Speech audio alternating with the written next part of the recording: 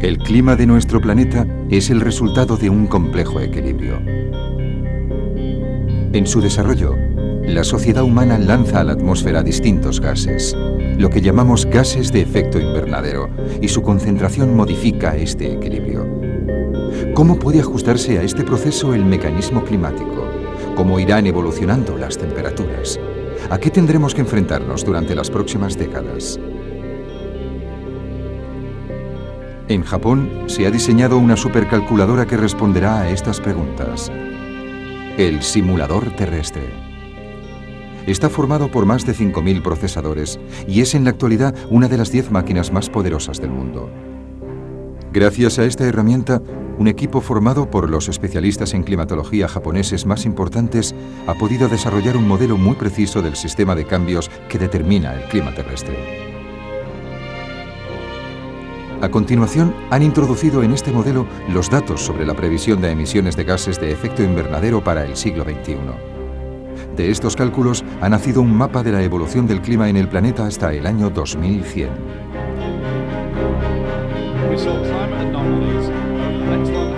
El profesor Robert Watson ha aceptado comentar con nosotros los resultados.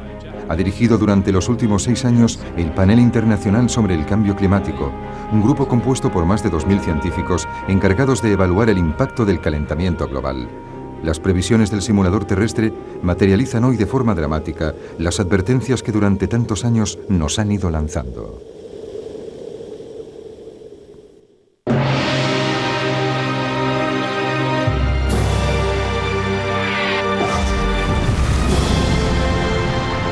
Calentamiento global, año 2100.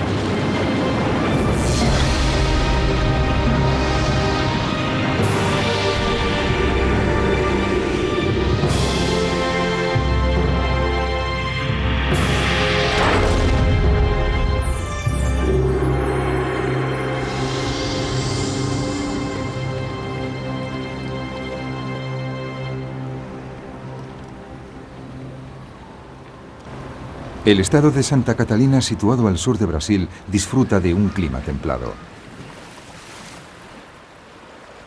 A finales de verano del 2004, tuvo lugar aquí por primera vez un extraño fenómeno climatológico. Apareció una amplia zona de bajas presiones ciclónicas en el mar a lo largo de la costa.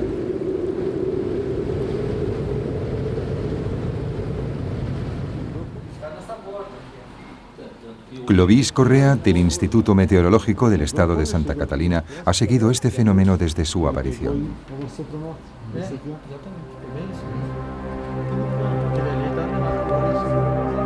Las nubes se iban amontonando formando una gran espiral sobre el océano.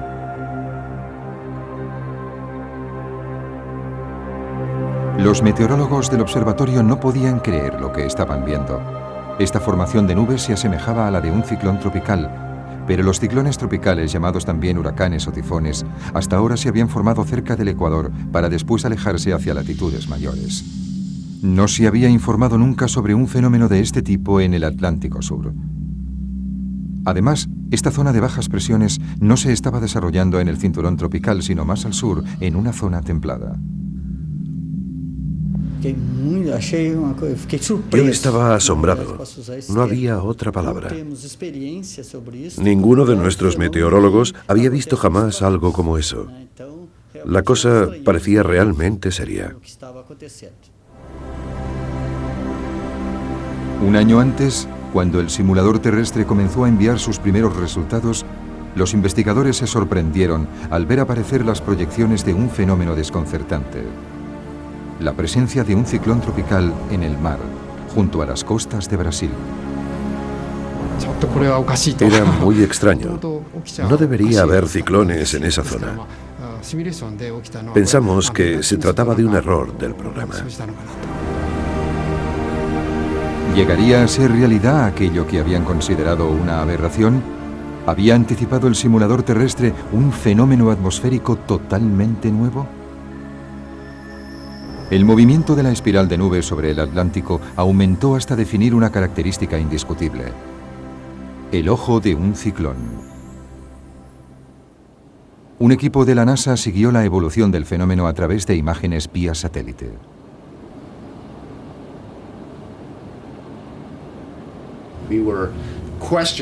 Al principio nos cuestionamos lo que estábamos viendo, pero con el paso de las horas se hizo evidente que, efectivamente, se trataba de un ciclón en formación. La NASA anunció entonces que los datos relativos a los vientos y la naturaleza de las nubes confirmaban que con seguridad se trataba del primer ciclón tropical observado a lo largo de las costas de Brasil. Por entonces, los barcos de pesca que operaban en la zona ya estaban perdidos en el corazón de una gigantesca tempestad. En tierra firme, este ciclón arrasó alrededor de 40.000 edificios, dejando más de 500 heridos y 11 personas muertas o desaparecidas. Esta tragedia ha confirmado que hoy en día es muy probable que aparezcan nuevos fenómenos.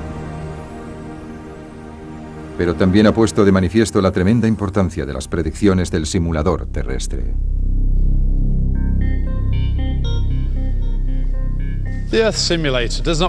El simulador terrestre no nos proporciona predicciones meteorológicas para un día concreto, sino que nos da informes a largo plazo. Desde la revolución industrial, la concentración de dióxido de carbono en la atmósfera ha ido rápidamente en aumento. También la temperatura ha subido ya una media de 0,6 grados centígrados. El Panel Internacional sobre el Cambio Climático estima que dentro de un siglo la concentración de dióxido de carbono podría aumentar hasta 960 partes por millón, 2,6 veces más que hoy, si sigue creciendo la economía mundial y si seguimos consumiendo combustible fósil. Con la firma del Protocolo de Kioto, los países industrializados se comprometen a reducir sus emisiones de dióxido de carbono hasta quedar un 5% por debajo de los niveles obtenidos en 1990. Si se logra este objetivo, los niveles de CO2 llegarán en un siglo solo hasta 860 partes por millón. Si nos inventamos medios más eficaces para usar y producir energía, podríamos ir más allá y reducir los niveles de CO2 hasta 700 partes por millón sin necesidad de frenar el crecimiento económico. Este valor de 700 partes por millón es el que sirve de base para las proyecciones del simulador terrestre. El simulador predice que, en el peor de los casos, en 100 años, la temperatura de la Tierra aumentará 4,2 grados de media. Una de las consecuencias más preocupantes del calentamiento global será la desertización del terreno y su impacto en la ecología. Este mapa nos muestra la posible evolución de la desertización en los próximos 100 años. Cuanto más roja sea una zona, más seca y árida será.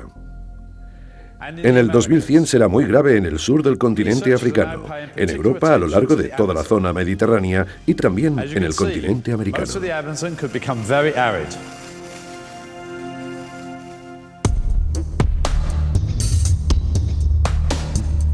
Ahora, los investigadores prestan especial atención al Amazonas. Como se puede ver, esta región podría llegar a ser extremadamente seca. La especial interacción entre el agua y la vegetación confiere a la selva amazónica toda la riqueza de su ecosistema. Esta selva tropical, con una superficie aproximada de 8 millones de kilómetros cuadrados, está atravesada de lado a lado por el Amazonas, el río más caudaloso del mundo. Entre agosto y octubre del 2005, la región ha soportado una estación seca excepcional que ha dado al mundo una idea de lo que será el Amazonas dentro de 100 años. Este río gigantesco, cuyo curso puede alcanzar los 10 kilómetros de ancho, está casi seco. En la zona verde clara podemos ver la hierba que ha crecido en la parte seca del cauce. En algunos lugares el nivel del agua ha descendido de 5 a 10 metros. La superficie del río se ha llenado de peces muertos. La cantidad de agua que quedaba no tenía suficiente oxígeno para mantenerlos vivos. 48 años que tengo aquí. He vivido aquí durante 48 años y nunca he visto una estación tan seca como esta. Tampoco se puede pescar porque todos los peces están muertos.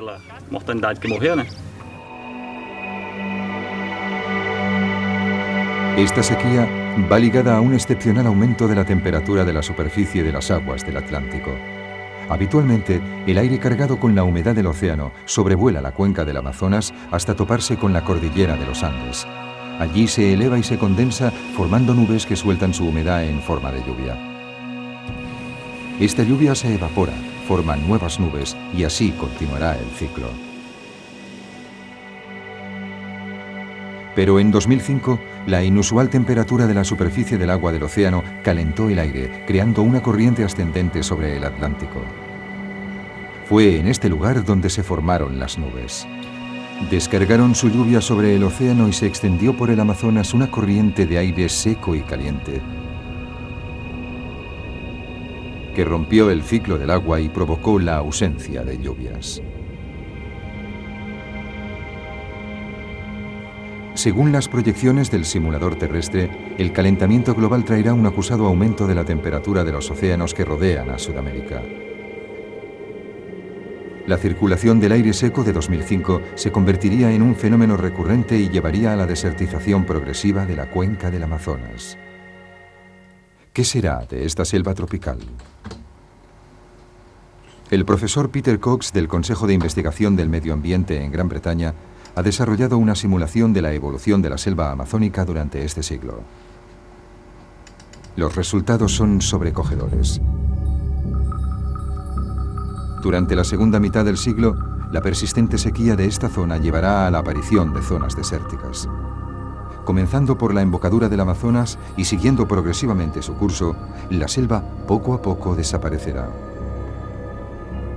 En el 2100, 2/3 de la selva habrán dado paso a una vasta zona desértica. Lo que nos encontramos fue muy chocante. Cuando se obtienen resultados como este, primero se tienen dudas sobre si darlos a conocer o no. Después se comprueba que no se ha cometido ningún error. El modelo que usamos no tiene en cuenta la deforestación debida a la acción humana, tan solo la acción indirecta causada por el calentamiento global. Esto muestra claramente que el calentamiento global ha demostrado ser tan peligroso para el Amazonas como la deforestación. Así sería la evolución de la desertización del Amazonas. El descenso de las precipitaciones provocaría falta de agua en la vegetación y algunos árboles se debilitarían. En el momento en que una zona se secara, se aceleraría el proceso en las zonas vecinas. Se desarrollaría una sabana. A continuación, esta sería sustituida por la pradera. El clima se haría cada vez más seco e incluso a la hierba le faltaría el agua. En 2100, el Amazonas no sería más que un inmenso desierto. La desertización del Amazonas afectaría a la totalidad del clima del planeta. Los árboles de la selva amazónica absorben una gigantesca cantidad de dióxido de carbono. Si, como predice la simulación, el Amazonas se convierte en un desierto, 180 millones de toneladas de CO2, el equivalente a 8 años de emisiones mundiales, serán liberadas a la atmósfera. El calentamiento se acelerará y por lo tanto empeorará. Es un círculo vicioso. Según otra simulación, esta sequía puede tener un tremendo impacto sobre nuestro alimento diario.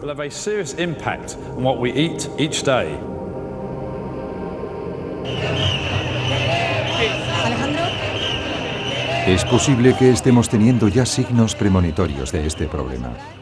En julio de 2005, en el sur de España, se manifestaban 75.000 agricultores. El agua era el eje de sus reivindicaciones.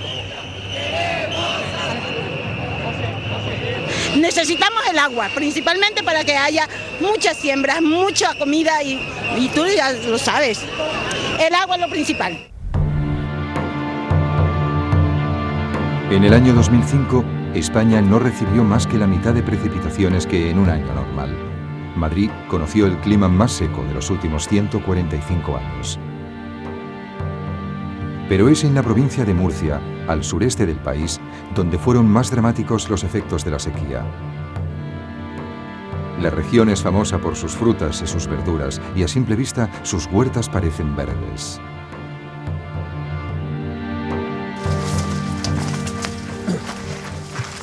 Bueno, aquí como podrán observar, fíjese el melocotón de este árbol, que normalmente este melocotón tendría que estar aproximadamente así de gordo, ¿eh? Por lo tanto, fíjese la diferencia de tamaño.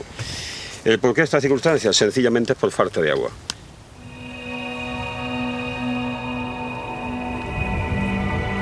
Esta excepcional sequía también supuso un duro golpe para la producción de cereales.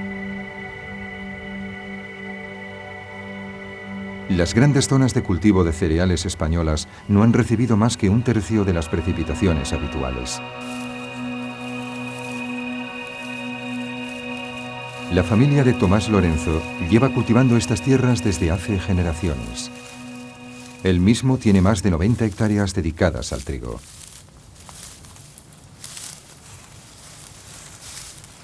Normalmente pues puede de 90 centímetros, 1,20 m. ¿Sí? ¿Podría? Sí. Así, una altura así, y mucho espeso. Tiene que ir... Mucho así, hay que ir apartando para poder andar. Si no, así esto nada. Todo ruinoso. Esto es la espiga, que tiene muy poco grano, muy pocas espigas, y las espigas sin grano. Esto no... nada.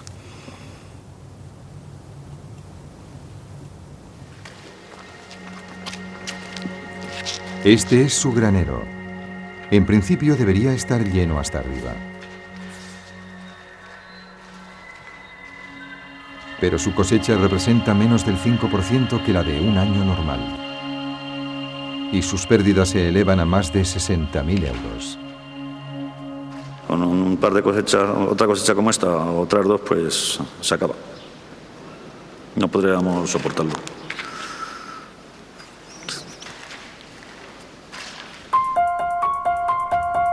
En 2005, la producción de cereales en España ha descendido en más del 40%. El gobierno ha tenido que solicitar a la Unión Europea una ayuda de 8 millones de toneladas de trigo.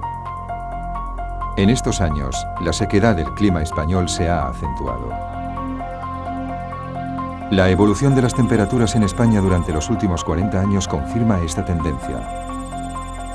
Cuanto más aumentan las temperaturas, más se seca el terreno. ¿Cómo evolucionará esta situación? El simulador terrestre ha previsto que en 100 años las precipitaciones habrán descendido en un 10% sobre toda la superficie de España. Es probable que se repitan con mayor frecuencia sequías como la del 2005. La situación de las grandes plantaciones de cereales de la costa mediterránea es motivo de gran preocupación. La falta de agua afectará profundamente la producción de la agricultura mundial. Aquí podemos ver un pronóstico de la evolución de la producción de alimentos durante este siglo, basado en los datos aportados por el simulador terrestre. En las áreas verdes, la producción aumentará. En las rojas, va a descender. En los países del norte, donde las temperaturas son más frescas, un ligero calentamiento podría estimular la producción agrícola. Pero en la mayoría de los países tropicales o subtropicales, la producción disminuirá. El fenómeno afectará a toda el área mediterránea, incluyendo a España y al sur de África. También al sudeste de Asia. Los Estados Unidos y América Central se verán gravemente afectados. La producción agrícola disminuirá en casi todo el mundo. Como resultado, el precio de los cereales aumentará un 20%, lo que será catastrófico para los países importadores. Los países más pobres de África se verán especialmente afectados, y se añadirían 54 millones de personas a la cantidad de población mundial que corre el riesgo de morir por hambre. Según el simulador terrestre, el calentamiento global podría también recrudecer las olas de calor durante el verano en las zonas templadas. Sus predicciones inciden en los riesgos ligados a esas olas de calor en las grandes ciudades. El rojo señala las zonas más expuestas. Regiones enteras de Europa, donde es difícil imaginar hoy que la subida de las temperaturas sea una causa grave de mortalidad, están especialmente amenazadas. En agosto de 2003, París sufrió la ola de calor más terrible de su historia. En París, la temperatura media en agosto es de 24 grados. Pero ese año y durante 10 días seguidos se mantuvo por encima de los 35 grados.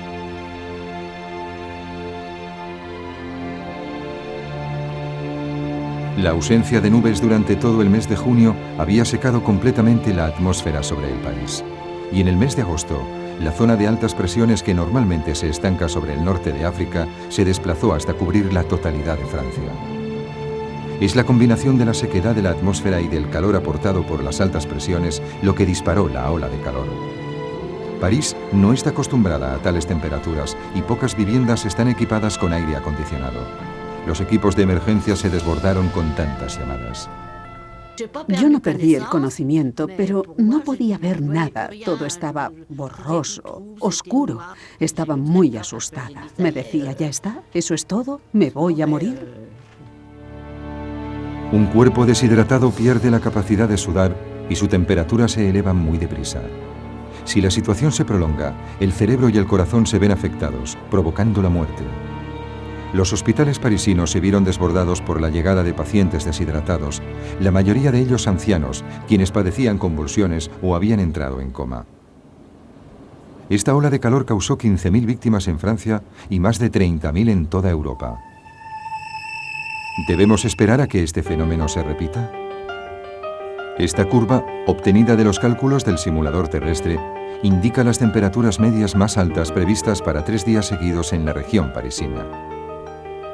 A partir del año 2020, los años en los que la temperatura sobrepase los 35 grados varios días seguidos se harán más frecuentes, y a partir del 2040 aparecerán verdaderas olas de calor.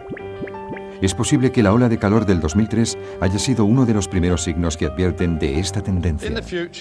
En el futuro, es probable que mucha gente muera en verano debido a las olas de calor. Muchos países, incluyendo aquellos que hasta ahora no han experimentado una ola de calor, pueden encontrar difícil cómo enfrentarse al impacto del calor extremo. El profesor Larry Kalkstein de la Universidad de Delaware ha utilizado los datos que ofrece el simulador terrestre para calcular la probable evolución de la cantidad de muertes debidas al calor en las grandes urbes. En Tokio, esa cantidad deberá multiplicarse por 2,5 dentro de 50 años y por 11 dentro de un siglo. En 2100, Londres conocerá 47 veces más muertes debidas al calor que hoy. Nueva York, 43 veces más. Los cálculos efectuados en 6 de las ciudades más grandes del mundo predicen todos ellos un fuerte aumento. Las cifras más impresionantes corresponden a ciudades situadas más al norte, en zonas que hoy disfrutan de clima fresco. En las ciudades situadas cerca del Ecuador, muy poca gente muere de calor. Las temperaturas son elevadas, pero varían poco. Tokio, Nueva York, Toronto o París son mucho más vulnerables porque un día pueden tener 35 grados y al día siguiente 20 grados. Las personas no están acostumbradas al calor. Los pueblos y las estructuras urbanas no están adaptados a eso. Las casas tampoco.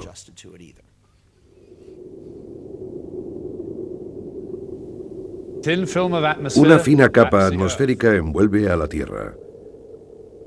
Bajo esta capa se desarrollan los ciclones, los tornados y toda clase de fenómenos meteorológicos. La subida de las temperaturas perturba el equilibrio de la atmósfera, lo que entraña un recrudecimiento de fenómenos extremos. Los esquemas de circulación de las nubes, facilitadas por el simulador terrestre, muestran con claridad el desarrollo de esta tendencia. Este es el aspecto de un frente lluvioso dentro de 100 años. La subida de las temperaturas amenaza con bloquear el sistema de presiones atmosféricas, lo que obligará a los frentes lluviosos a desplazarse hacia el norte. En consecuencia, el esquema actual de las precipitaciones corre el riesgo de amplificarse hasta el límite. El sur de China recibirá muchas más precipitaciones que hoy. El norte de China y la península coreana, muchas menos. Esta tendencia hacia la polarización climática posiblemente se acelere durante las próximas décadas y se extenderá a otras partes del mundo. Hay que señalar que no solo aumentarán las precipitaciones, sino también la intensidad de las lluvias, como consecuencia del calentamiento global. ¿Qué queremos decir con lluvias intensas? Pues lluvias que descargan más de 30 mililitros por hora. Lluvias de semejante violencia conducen a inundaciones y corrimientos de terreno. Estas lluvias, asociadas a las tormentas tropicales, como son los huracanes o los tifones, podrían llegar a ser extremadamente destructivas. En el 2004, nada menos que 15 tifones golpearon Japón, todo un récord. Pero más importante que la cantidad fue la fuerza de esos tifones. Establecieron muchos nuevos récords seguidos, incluso el de la velocidad máxima de una racha de viento.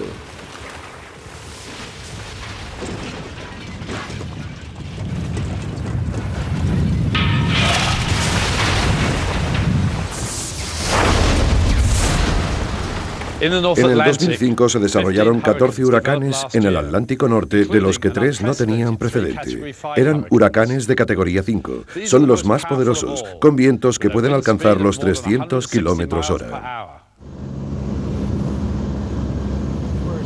Nos encontramos en el ojo del Katrina. Es un huracán de categoría 5. Los vientos aquí superan los 300 km/h. En 2005, el ciclón Katrina en los Estados Unidos mostró el poder y las distintas formas de devastación que tienen estos fenómenos. Los fuertes vientos generados por el huracán arrastraron una enorme masa de agua del mar hacia el continente. Esta masa de agua se concentró después en bahías poco profundas, por lo que el nivel subió brutalmente, llegando en algunos lugares a más de 7 metros. Una verdadera marea rompió durante 10 horas la tierra.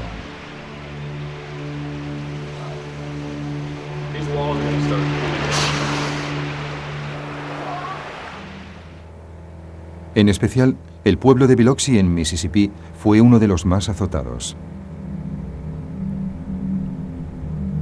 El poder del maremoto pulverizó este puente que se extendía sobre la bahía.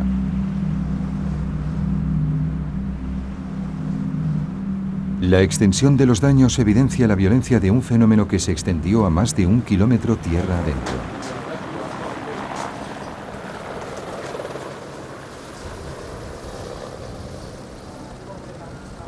Betty Moderer pudo ser evacuada a tiempo, pero cuando regresó, como les pasó a muchos habitantes del pueblo, le esperaba un espectáculo desolador.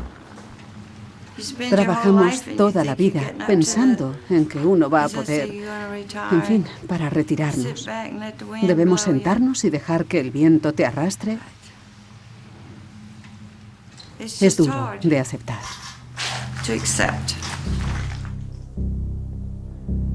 El coste total de los daños causados por el ciclón Katrina alcanza los 130 millones de dólares.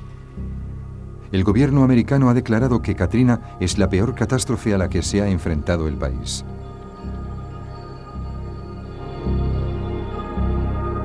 Los estudios han mostrado que el calentamiento global ha contribuido a agravar el fenómeno.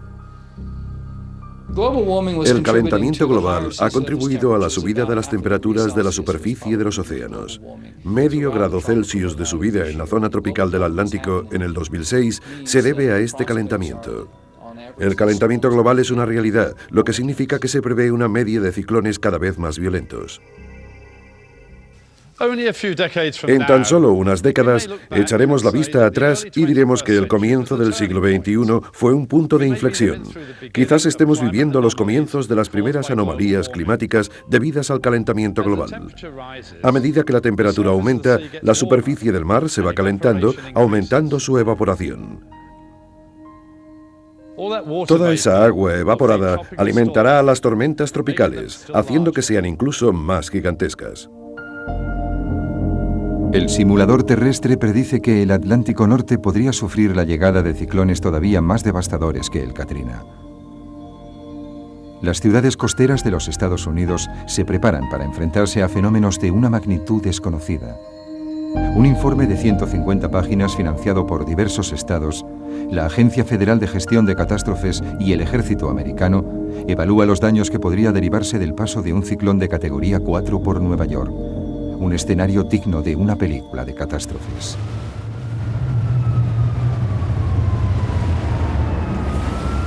Vientos de más de 215 kilómetros por hora sacuden a los rascacielos.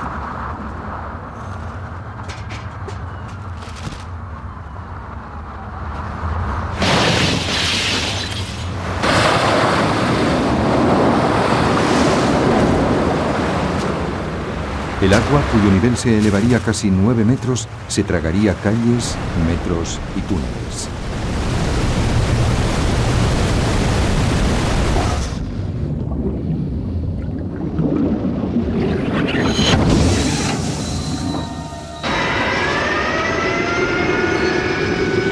El informe concluye que es imposible evaluar el coste de los daños potenciales y solicita al gobierno y al Estado de Nueva York que construyan diques de contención gigantescos y que elaboren un plan de acción para un sistema de evacuación urgente.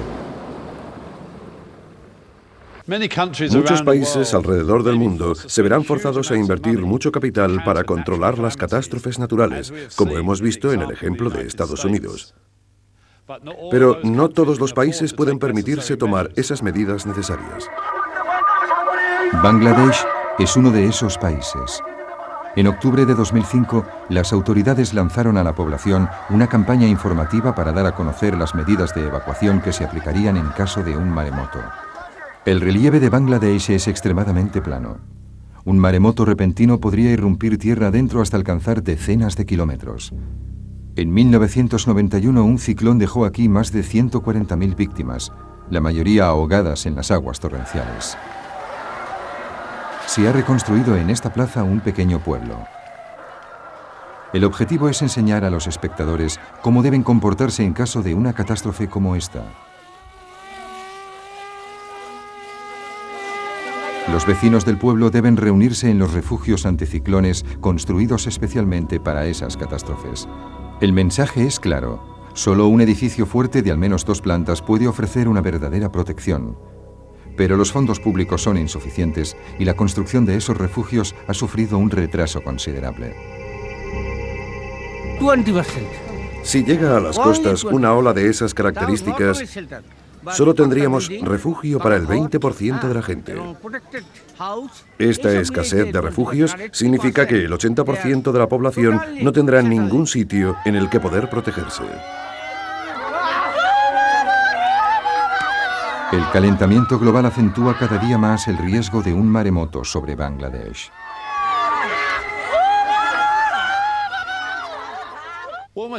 Las temperaturas más elevadas romperán el equilibrio ecológico. Eso quiere decir que corremos el riesgo de ser expuestos a amenazas desconocidas.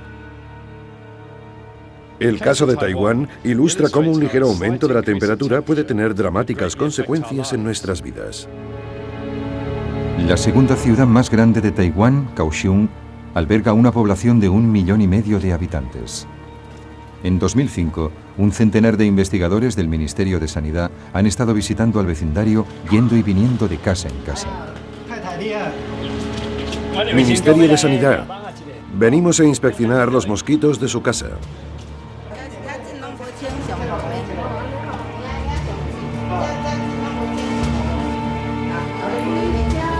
Registraban exhaustivamente cada casa en busca de mosquitos o lugares en los que hubiesen podido depositar sus huevos.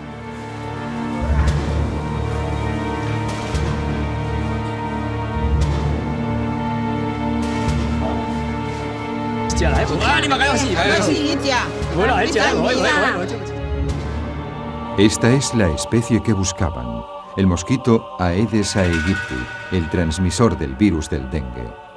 Desde hace 20 años, Taiwán debe hacer frente a nuevos casos anuales de esta terrible enfermedad tropical. Aunque al principio el hábitat de este mosquito se limitaba a África, se ha ido extendiendo progresivamente a toda la zona tropical. El sur de Taiwán corresponde al límite superior de su territorio.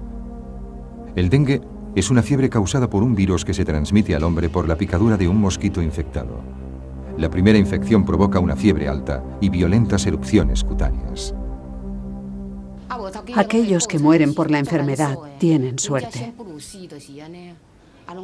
Por la noche el dolor era insoportable, como si los insectos estuviesen royéndome los huesos. Me sentía todo el tiempo débil y entumecida. Verdaderamente, era como estar en el infierno.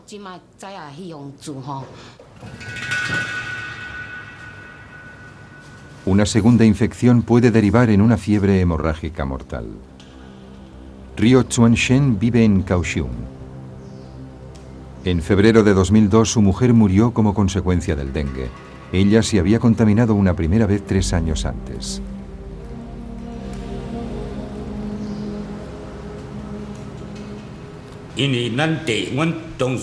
Mi mujer ya había padecido la fiebre del dengue una vez y no fue tan grave. Jamás había imaginado que moriría la segunda vez.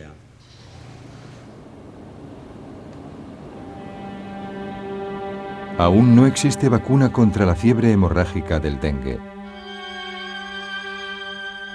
Cada año causa la muerte de 24.000 personas, sobre todo en la zona tropical. Durante la década de los 90, solo se registraron en Taiwán unos cientos de casos. Pero en 2002, la cifra se disparó hasta 5.000. ¿Cómo explicar este aumento?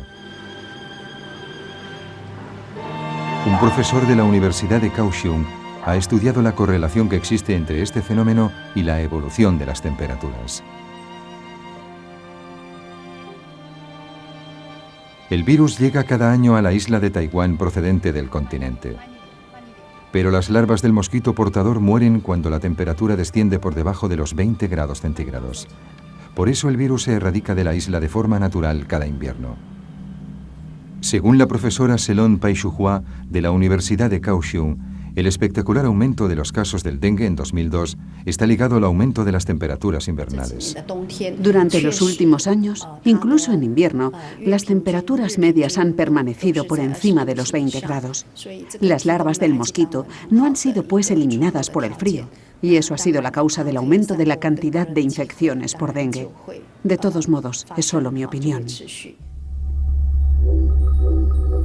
En el pasado, las temperaturas medias invernales de Kaohsiung eran siempre inferiores a 20 grados. Pero desde 1997 se han mantenido a menudo por encima de este límite, incluso en invierno. Esto es lo que permite que el dengue se extienda. Las larvas del mosquito portador sobrevivieron al invierno del 2001-2002 y la epidemia continuó.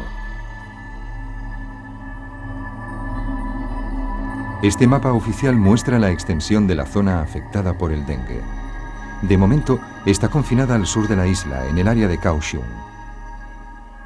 Para luchar contra el riesgo de infección en la ciudad, desde el mismo instante en que se declara un caso, se lanza una campaña de exterminio. Se revisan 10.000 hogares. Es una tarea titánica, pero ha permitido evitar que se repita la epidemia de 2002.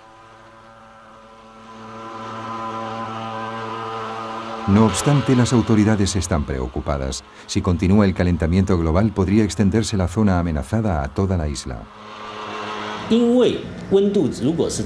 Si las temperaturas siguen aumentando de este modo, el hábitat del mosquito portador del dengue se extenderá hacia el norte. Podría abarcar la región central e incluso el norte de la isla.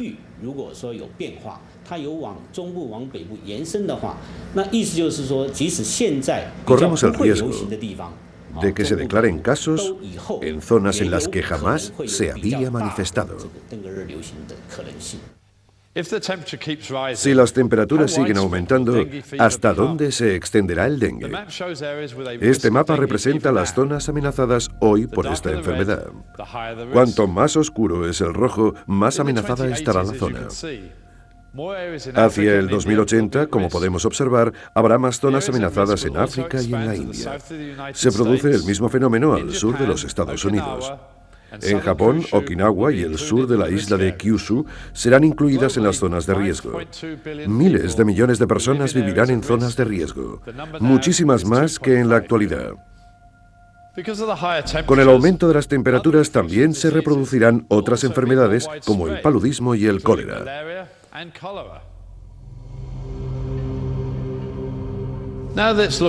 Veamos ahora otra simulación. Nos muestra que cerca de 260 millones de personas corren el riesgo de perder sus hogares debido a los cambios bruscos del clima mundial. Estas personas se convertirán en lo que llamaremos refugiados medioambientales. ¿Dónde van a ir? Una entrada repentina de población podría ocasionar fricciones dentro de cualquier comunidad. En la zona ártica, la población ya se está viendo forzada a trasladarse. La isla de Shishmaref está situada a lo largo de la costa noroccidental de Alaska. Es una estrecha franja de tierra de unos 5 kilómetros de largo. Aquí viven unas 600 personas. La mayoría de los miembros de esta comunidad pertenece a la tribu india de los Inupiaq. Su modo de vida ancestral se basa en la pesca y la caza. Pero pronto tendrán que dejar su isla. Durante los últimos años, la erosión ha desgastado la costa y muchos habitantes de la isla han visto cómo el mar se tragaba sus casas.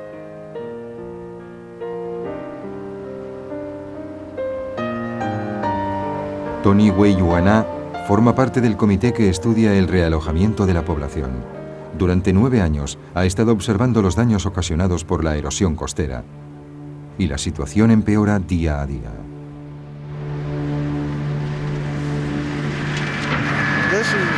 Esta es la casa de Nathan Weyuwana.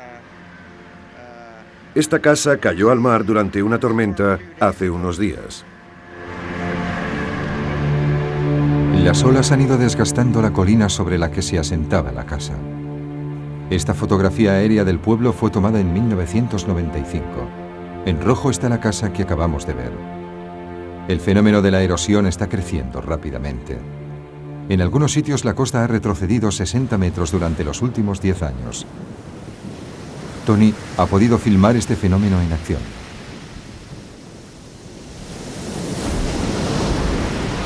Si el terreno que constituye la base de las colinas se rompe con tanta facilidad, es porque se trata de permafrost. Cuando la tierra congelada se encuentra expuesta al aire libre, se funde literalmente ante las embestidas de las olas.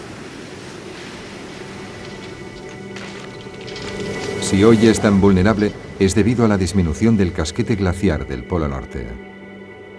Antes, en octubre, cuando el viento de las tempestades soplaba sobre el mar, las costas ya se habían congelado. El hielo actuaba como un rompeolas, protegiendo el terreno de la erosión. Cuando llega una tormenta y no hay hielo, es muy peligroso para la comunidad, ya que el agua golpeará directamente contra la orilla e irá llevándose la arena.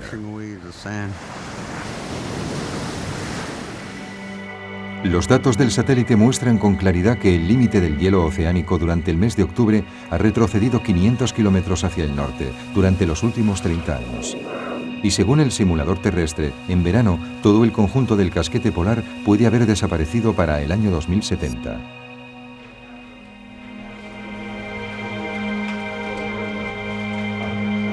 Los habitantes de Shishmaref han analizado el problema desde todos los ángulos.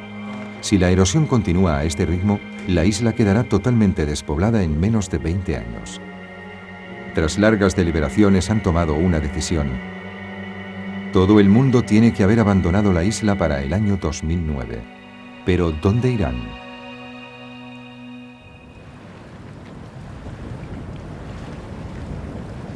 Esta pradera situada en el continente, en Alaska, a unos 20 kilómetros de la isla, es una de las posibilidades barajadas. Pero para que el pueblo se asiente allí es necesario construir carreteras y una pista de aterrizaje. No hay suficientes fondos para tal obra de ingeniería.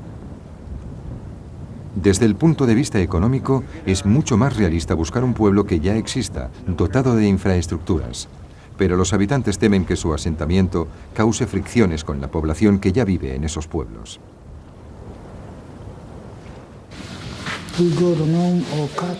Si fuésemos a uno de esos sitios, nada sería como antes.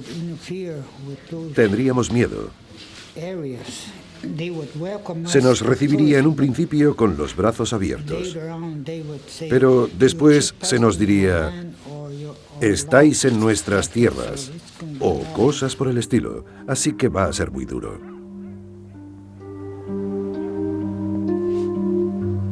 Temiendo que surjan conflictos, con toda seguridad preferirían evitar instalarse en un lugar ya habitado. Esta comunidad nunca habría imaginado hallarse ante una prueba semejante. Según un informe del gobierno norteamericano, 184 pueblos sufren ya, al igual que Shishmaref, las consecuencias del aumento de las temperaturas. Y lo que está pasando en Alaska no es más que el principio del fenómeno. En otros lugares del planeta hay numerosas islas y zonas costeras que están a punto de ser engullidas por el mar. Un estudio del Panel Internacional sobre el Cambio Climático estima que en el 2100 el nivel de las aguas será 88 centímetros más alto que el que tienen actualmente. El océano engullirá un total de 1,3 millones de kilómetros cuadrados de tierras.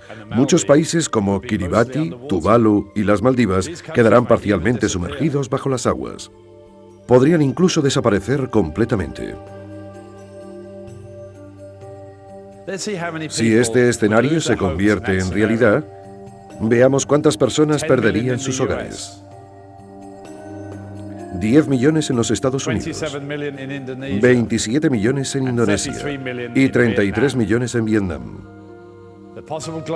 Mundialmente esto representaría 260 millones de lo que podríamos llamar refugiados medioambientales.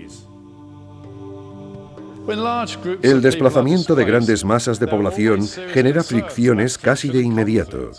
Esto es ya motivo de honda preocupación entre los habitantes de Shishmaref. Me preocupa el hecho de que las migraciones masivas causadas por los cambios climáticos puedan derivar en conflictos mundiales y desestabilizar el planeta de un modo hasta hoy sin precedentes.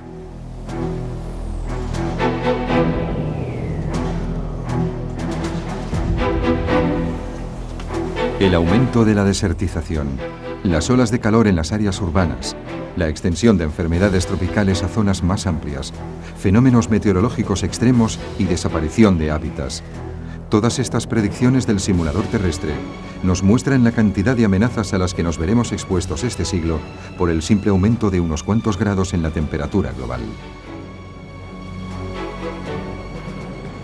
No debemos olvidar que estas simulaciones se basan en la hipótesis de que, gracias a nuestros avances en el uso eficaz de la energía, los niveles de CO2 dentro de 100 años se limitarán a 700 partes por millón.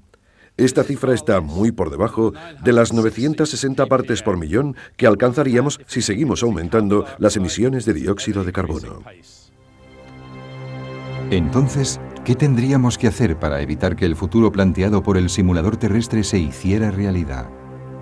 En 2005 los países europeos llegaron a un acuerdo según el cual, para frenar el calentamiento global, es necesario que en 2050 se hayan reducido a la mitad las emisiones de gases de efecto invernadero. Con esto lograríamos evitar las catástrofes que acabamos de evocar. Primero, para el 2050 tenemos que reducir a la mitad las emisiones mundiales de gases de efecto invernadero. ¿Es esto posible? Lograr este objetivo será muy difícil. ¿Por qué? Porque aunque se cumplan todos los objetivos del Protocolo de Kioto, las emisiones mundiales de gases de efecto invernadero siempre irán en aumento. Para poder llegar a disminuir las emisiones a la mitad, debemos descubrir nuevas fuentes de energía, desarrollar nuevas tecnologías para el almacenamiento energético y poner en marcha cualquier tecnología que esté a nuestro alcance para reducir la emisión de gases de efecto invernadero.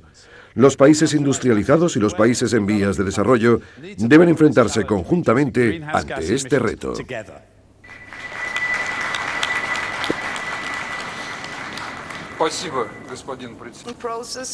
En una reunión celebrada en Toronto en 2005, Europa, Japón y otros trataron de conseguir la aceptación y el apoyo de todos los demás países para las nuevas medidas tomadas en el Protocolo de Kioto. Pero para los grandes países en vías de desarrollo, el esfuerzo inicial debe provenir de los países industrializados, responsables según ellos de la situación actual. Desde la independencia hemos intentado subir el nivel de vida de nuestra gente. El cambio climático, resultado de los modelos históricos y de las emisiones actuales de los países desarrollados, amenaza con anular todos los esfuerzos de desarrollo. Primero, las naciones desarrolladas deben prometer reducciones y luego deben invertir dinero y tecnología en los países en vías de desarrollo para frenar el calentamiento global. Por el contrario, los Estados Unidos, líderes mundiales en cuanto a las emisiones de gases de efecto invernadero, no ratificaron el Protocolo de Kioto con la excusa de que supondría un freno para su desarrollo económico. Se negaron a considerar la puesta en marcha de medidas restrictivas, fueran las que fueran. No se puede lograr el progreso a través de rígidas negociaciones. Creemos que la mejor acción y la mejor manera de avanzar es la que tiene en cuenta la diversidad de estas acciones y los distintos puntos de vista. Finalmente, y a pesar de los esfuerzos realizados, la única decisión confirmada por esta conferencia fue la de seguir con las negociaciones. ¿Lograremos llegar a un acuerdo que salve a nuestro mundo de las catástrofes anunciadas? El tiempo apremia. Mientras seguimos discutiendo, las temperaturas aumentan inexorablemente.